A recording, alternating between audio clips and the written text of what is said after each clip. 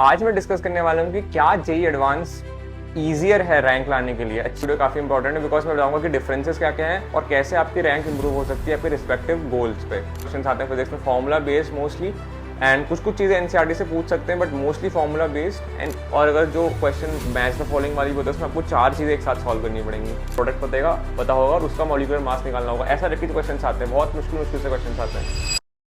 Hello everyone, welcome back to other video. I am Ayush Bhoj, second year BTech student at IIT Roorkee. आज मैं discuss करने वाला हूँ कि क्या जेई एडवांस ईजियर है रैंक लाने के लिए, अच्छी रैंक लाने के लिए क्या ईजियर है as compare to JEE mains. Because मेरी भी एडवांस में अच्छी रैंक आई थी मेंस के कंपेरिजन में, और मेरे काफ़ी ऐसे फ्रेंड्स हैं आईआईटी में जिनकी मेंस में शायद 6,000, 7,000, 5,000 या 10,000 के राउंड रैंक आई थी, बट एडवांस में उनकी 2,000, 3,000 इसके राउंड रैंक आई है, फिर अंडर 2,000 भी आई है। सो आज की वीडियो में डिस्कस करने वाला हूँ कि क्या क्या ऐसे फैक्टर्स हैं जिससे आपका एडवांस की रैंक इंप्रूव हो सकती है। और कुछ स्टूडेंट्स ऐसे भी होते हैं जिनकी मेंस की बहुत अच्छी रैंक होती है अंदर 1000, और एडवांस में वो काफ़ी ख़राब कर देते हैं, 4-5 हज़ार उनकी रैंक आती है। तो क्या क्या चीज़ें ऐसी हैं जो आपको माइंड में रखनी है, एडवांस और मेंस में क्या क्या चीज़ें डिफरेंट हैं, वो सब चीज़ें मैं आज डिस्कस करने वाला हूँ। अगर आपका मेन गोल एडवांस है चाहे मेंस है, तो दोनों के लिए दोनों स्टूडेंट टाइप के स्टूडेंट्स के लिए आज की वीडियो काफ़ी इंपॉर्टेंट है बिकॉज मैं बताऊंगा कि डिफरेंसेस क्या क्या हैं और कैसे आपकी रैंक इंप्रूव हो सकती है आपके रिस्पेक्टिव गोल्स पे। So let's start today's video. सबसे पहले बात करते हैं मेंस की। तो मेंस और एडवांस में सबसे बड़ा मेन तो यही थिंग है कि एक ही एग्जाम होता है, 2 एग्जाम नहीं होते हैं। मेंस में सिर्फ आपका एक ही पेपर होता है, ऑल्दो सेशंस 2 होते हैं जनवरी और अप्रैल में, बट एक ही पेपर होता है और 75 क्वेश्चन होते हैं। आपको 75 के 75 क्वेश्चन करने, पहले के टाइम पे 90 होते थे, आपको 75 करने पड़ते थे, अब 75 होते हैं। इंटीजर टाइप में अब चॉइसेस हट गई हैं, तो 75 क्वेश्चन है एंड आपका टोटल स्कोर जो मैक्सिमम है वो 300 तक पहुंच सकता है। बात करते हैं फिजिक्स की, काफ़ी आसान आते हैं फिजिक्स मेंस लेवल पे। अगर आपकी बेसिक नॉलेज अच्छी है, चैप्टर्स को अपने वन शॉट भी देख लिया, कोई बात फर्क नहीं पड़ता बिकॉज बहुत ईजी से क्वेश्चन आते हैं फिजिक्स में, फॉर्मूला बेस्ड मोस्टली। एंड कुछ चीज़ें एनसीईआरटी से पूछ सकते हैं but mostly formula based and easier side होता है फिजिक्स। अगर एडवांस के कंपेरिजन में करूँ, चलो एडवांस की बात मैं बाद में करूँगा, अभी बात करते हैं मेंस की। तो फिजिक्स काफ़ी ईजियर साइड रहती है, तो आप फिजिक्स में आराम से अच्छा स्कोर लेके आ सकते हो, 80 से 90। अगर आपने 80 से 90 और उससे ज़्यादा भी लेके आ सकते हो अगर आपने लेक्चर्स अच्छे से देखे सारे के सारे और प्रैक्टिस अच्छे से करी है।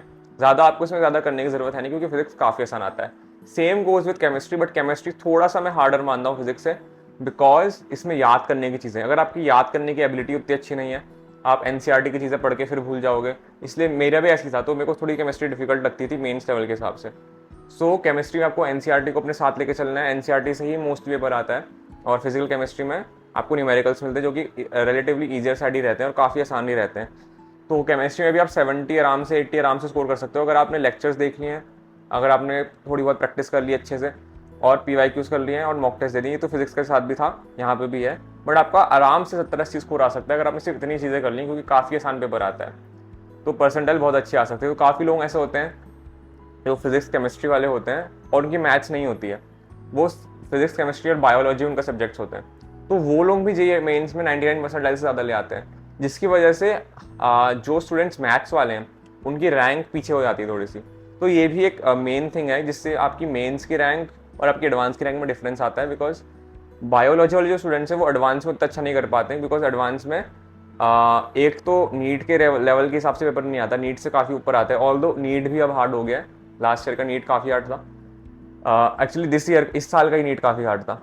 सो जो बायोलॉजी वाले स्टूडेंट्स होते हैं वो फिजिक्स केमिस्ट्री कर लेंगे अगर उनके 90-90 आ गए दोनों में, 180, और बाकी मैथ्स में 1-2 सवाल हो गए उनके, तो 190 उनका स्कोर ऐसे ही हो गया, और 190 में 99% आराम से आती है, तो उनकी आराम से अंडर 10,000 रैंक आ सकती है। 99.5 आ गई अगर, तो अंडर 8,000, 7,000 भी आ सकती है। तो इसलिए जो बायोलॉजी वाले स्टूडेंट्स हैं वो तो इतना आराम से कर लेंगे। बाकी आपके पास मैथ्स भी है, अब मैथ्स में आपको क्या करना है, देखो सिंपल सी बात है, मैथ्स जो बायोलॉजी वाले स्टूडेंट्स हैं उनके भी उतने ही नंबर आते हैं जितने मैथ्स वालों के आते हैं, बिकॉज मैथ्स काफ़ी हार्ड है, मैथ्स बहुत हार्ड होती है। कुछ जो पीसीएम वाले स्टूडेंट्स होते हैं उनके भी नेगेटिव में नंबर आते हैं, 10 से कम नंबर आते हैं मैथ्स में, चाहे वो मेन्स हो चाहे एडवांस हो। अब ये बहुत बड़ी थ्योरी है कि लोग मैथ्स से सिर्फ डरते हैं, वो हार्ड नहीं है, और आई थिंक ये सम एक्सटेंड तक ट्रू है बिकॉज क्वेश्चन दिखने में बहुत लंबा लगता है बट वो होता आसान सा है, उसमें सिंपल सी चीज़ें लग रही होती हैं। तो मैथ्स से डरते काफ़ी है लोग, जिससे आपका स्कोर कम होता है, सभी का कम होता है, मेरा भी कम हुआ था। जेईई मेंस के पहले अटेम्प्ट में मेरा सिर्फ 38 स्कोर था 100 में से मैथ्स में, जबकि फिजिक्स में 91 था, केमिस्ट्री में 73 या 78 के राउंड था। तो दोनों में अच्छे थे, बस मैथ्स में ऐसा कम था कि बस मैथ्स में थोड़ा सा मैं डर गया ऑल्दो मुझे अच्छे से कंसेप्ट उतने भी नहीं आते थे, लेकिन तब भी मेरा इतना कम स्कोर नहीं आना चाहिए था। सो वही बात है, तो मेंस में आपको ये सब चीज़ें करनी है बस। मैथ्स में आप प्रैक्टिस करते रहो, एडवांस और मेंस मैथ्स में काफ़ी सिमिलर है, तो मैथ्स की बात मैं एडवांस में ही करूँगा। तो फिजिक्स केमिस्ट्री यानी कि आप बात कर रही है, ये सब करने पे आपकी रैंक अच्छी आ जाती है। तो काफ़ी मेरे दोस्त ऐसे भी हैं जिनकी 99.8 99.9 परसेंटाइल भी आई थी मेंस में, उनकी अंडर 2000 रैंक आ गई मेंस में, किसी किसी की 1000 के भी नीचे रैंक है, किसी की 500 के भी नीचे रैंक है। तो ऐसे ऐसे दोस्त भी मेरे हैं जिनकी मेंस में अच्छी रैंक है। तो मेंस के लिए आपको सिर्फ फिजिक्स केमिस्ट्री में आपको सिर्फ क्वेश्चन अच्छे से प्रैक्टिस करनी है, लेक्चर अच्छे से देखने, और याद करने की थोड़ी सी एबिलिटी आपकी अच्छी होनी चाहिए। केमिस्ट्री में नोट्स बनाओ, शॉर्ट नोट्स अंडरलाइन करते रहो। बाकी मैथ्स जो है, अगर आपका 250 स्कोर लाना है तो उसमें आदमी ये इंसान ये सोचता है कि अगर 250 स्कोर लेके आना है तो फिजिक्स केमिस्ट्री में 90 लेके आने पड़ेंगे, मैथ्स में 70 लेके आने पड़ेंगे, बिकॉज मैथ्स में 70 लाना भी काफ़ी मुश्किल है, और किसी किसी के मैथ्स में 100 नंबर भी आ सकते हैं। तो उसका मैथ्स काफ़ी स्ट्रॉन्ग है, तो उससे आपको अपने आप को कंपेयर नहीं करना है कि यार इतना अच्छा है मैं कैसे करूँगा, मेरा IIT कैसे होगा, क्योंकि मेरे भी 38 नंबर आए थे और मैं IIT में हूँ, मेरे अंडर 2000 रैंक आई है। तो ऐसा मत सोचो कि आप नहीं कर सकते हो। हम बात करते हैं एडवांस की।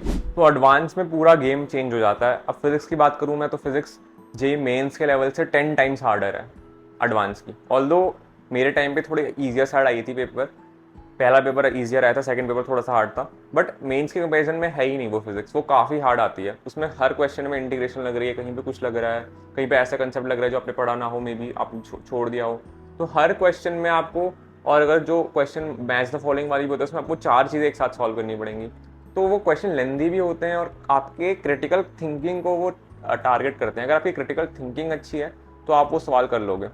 अब फिजिक्स में आपको यहाँ पे एडवांस के लिए क्या क्या करना है, जो चीज़ें पहले बताई वो तो करनी है, बट आपको एक्स्ट्रा प्रैक्टिस करनी है, जिसके लिए आप SBT वाली बुक लगा सकते हो, या फिर आपके बैच में ही आपको एडवांस सेशंस देते हैं, उनसे आप पढ़ लो। एक्स्ट्रा शीट्स देते हैं कोचिंग वाले, उनसे आप पढ़ लो। मॉक टेस्ट में एनालाइज कर लो जो हार्ड क्वेश्चन आपसे नहीं हुए।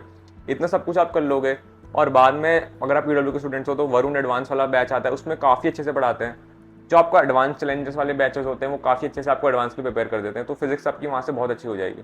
बाकी फिजिक्स में एक अच्छा स्कोर, मैं कहूँगा 50% एक काफ़ी अच्छा स्कोर है। वो फिजिक्स का हो चाहे केमिस्ट्री हो चाहे मैथ्स हो, सब में 50% एडवांस लेवल पे काफ़ी अच्छा स्कोर है, आपकी बहुत अच्छी रैंक आ सकती है। बाकी आप 60-70 तक भी इसको लेके जा सकते हो, अगर आप अच्छे से सारे PYQs करो, अच्छे से सारी DPPs करो, अच्छे से प्रैक्टिस करो, और अपने कंसेप्ट्स को, अपनी क्रिटिकल थिंकिंग को एक अच्छे लेवल तक डेवलप करो। बिकॉज मेंस में बहुत आसान है। मैं मेंस में फिजिक्स में उतना अच्छे से पढ़ के नहीं गया था, फिर भी मैं 91 आ गए, बट एडवांस में मैं फिजिक्स बहुत अच्छे से पढ़ के गया था, फिर भी मेरे लाइक 61 आए थे 120 में से।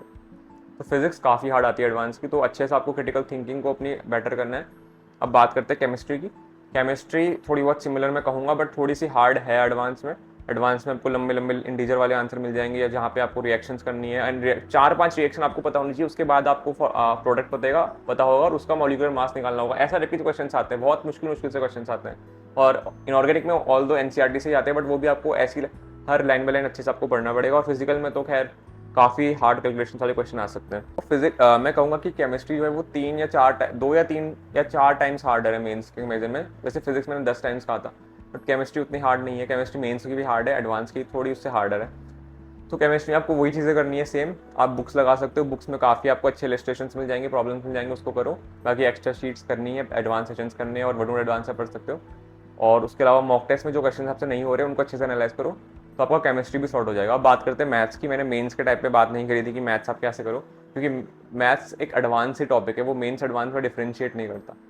तो एडवांस हो चाहे मेंस हो, आपको मैथ्स में दबा के प्रैक्टिस करनी है, जितनी आप प्रैक्टिस कर सकते हो। अगर आप फिजिक्स केमिस्ट्री को 1 घंटा दे रहे हो तो मैथ्स को आपको 3 घंटा देना है, बिकॉज उसमें प्रैक्टिस बहुत ज़्यादा रिक्वायर्ड है। फिजिक्स केमिस्ट्री में आप क्वेश्चन सॉल्व कर लोगे 1 मिनट में, बट मैथ्स में आपका मिनिमम 3-4 मिनट लगेगा सॉल्व करने में क्वेश्चन एडवांस है, चाहे मेंस हो चाहे एडवांस।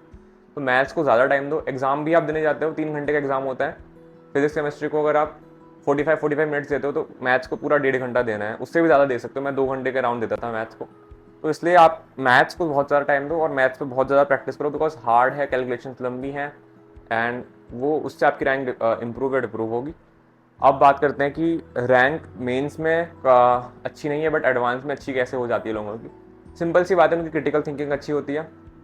एडवांस में बायोलॉजी वाले स्टूडेंट्स जो होते हैं वो उतना अच्छा नहीं कर पाते हैं, वो सिर्फ मेंस दे देते हैं ऐसे ही, उनकी अच्छी परसेंटाइल आ जाती है, रैंक आ जाती है, 4-5 हज़ार भी रैंक आ जाती है, बट एडवांस उनका ख़राब हो जाता है बिकॉज मैथ्स उनको अच्छे से नहीं है, मैथ्स उन्होंने पढ़ी नहीं है। ऑल्दो वो फिर भी मैथ्स के कुछ क्वेश्चन कर लेते हैं। फिजिक्स केमिस्ट्री उनको बहुत हार्ड लेवल पे आती है, जो नीट के लेवल पे ही नहीं होती है। बाकी बात करें, अगर आप मैथ्स आपका स्ट्रॉन्ग है तो आपका एडवांस बेटर जाएगा मेन से। ये एक मैंने चीज़ नोटिस करी, जो मेरे फ्रेंड्स उनका सबका मैथ स्ट्रॉन्ग है और उनकी मेंस और एडवांस के कंपेरिजन में रैंक देखूँ तो एडवांस में बेटर रैंक आई है। मेरे ऐसे बहुत कम दोस्त हैं जिनकी एडवांस में वर्स रैंक हो मेंस से, सबकी एडवांस में इंप्रूव ही हुई है। तो एडवांस में रैंक इंप्रूव हो जाती है, बस आपको खुद पे फोकस करना है। एंड एडवांस रैंक लाने के मामले में ईजियर मैं इसलिए कह रहा हूँ बिकॉज कंपटीशन भी कम है। सिर्फ 2.5 लाख स्टूडेंट्स बैठते हैं, 2.5 लाख से भी कम, 2 लाख के अराउंड स्टूडेंट्स बैठते हैं। उसमें आपको टॉप 10,000 या टॉप 5,000 में लेके आना है, वो बहुत आसान है। जबकि मेंस में 15 लाख लोग बैठते हैं। अब आप ये कहोगे कि वो छट के आते हैं ऊपर ऊपर, बट स्टिल आपके पास कंपटीशन थोड़ा सा कम रहता है अच्छी रैंक लाने के लिए। और काफ़ी लोग तो एडवांस देते भी नहीं, उनका गोल बिट्स होता है या फिर कोई और कॉलेज होता है या अब्रॉड जाना होता है। तो आप अच्छी रैंक लेके आ सकते हो एडवांस में, बस आपको फोकस करना है अपने आप पे, अपने क्रिटिकल थिंकिंग में, जैसे आप क्वेश्चन को अप्रोच करते हो उससे आपकी रैंक एडवांस में मेन से बेटर आ सकती है। और मेंस की रैंक अगर आप आईआईटी टारगेट करो तो उतना मैटर नहीं करेगी, चाहे आपकी 10,000 है चाहे 20,000 है, मेंस की रैंक फर्क नहीं पड़ता। अगर आपकी एडवांस में अंडर 2,000 आ गई तो आपको बहुत अच्छा आईआईटी मिल जाएगा। लेकिन अगर आप एनआईटी टारगेट कर रहे हो, एनआईटी अगर आप टारगेट करो तो मेंस पे फोकस करो, अच्छे से सब कुछ पढ़ो, 250 स्कोर लाने का ट्राई करो एंड अच्छा एनआईटी में सीएससी या ईसी या फिर सर्किटल ब्रांच का ट्राई करो, या फिर जो भी आपका इंटरेस्ट है। ऑल्दो आजकल सीएससी ईसी ऐसे ब्रांचेस का ही ज़्यादा स्कोप है, बट इंटरेस्ट के हिसाब से भी आप ले सकते हो। So that is all for today's video. अगर आपको कोई डाउट होगा तो आप कमेंट सेक्शन में पूछ सकते हो। मैंने आपको बताया कि मेंस और एडवांस में क्या डिफरेंस है और एडवांस में लोगों की रैंक बेटर कैसे आती है। सो अगर इसके बारे में आपको और कुछ पूछना हो तो कमेंट में पूछ सकते हो, टेलीग्राम पे पूछ सकते हो, चैनल की लिंक होगी, और इंस्टाग्राम पे पूछ सकते हो, उसकी भी लिंक होगी। So that is all for today's video and have a nice day ahead.